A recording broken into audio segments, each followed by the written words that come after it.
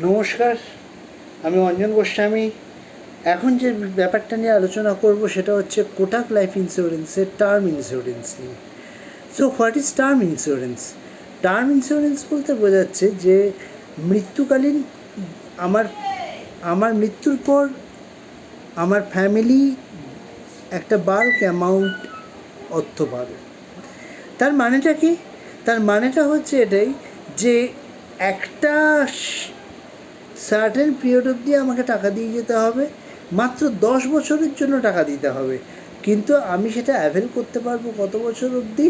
না, আমার যতদিন না মৃত্যু হচ্ছে ততদিন পর্যন্ত।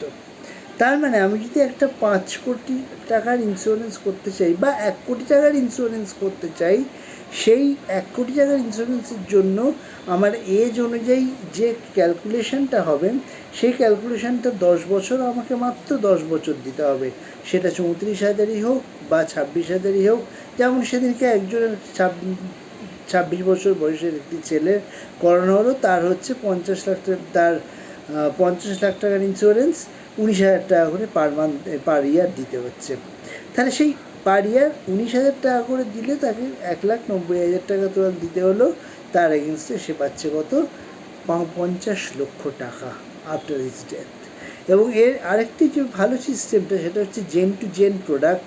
মানে আমার কিছু হলে আমার নমিনি পাবে সে টাকা, আমার নমিনির কিছু হলে আমার সন্তান সে 60 ইয়ার্স অবধি সেটা অ্যাভেল করতে পারবে।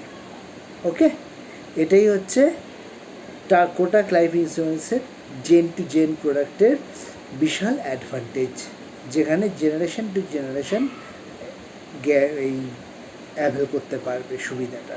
নমস্কার।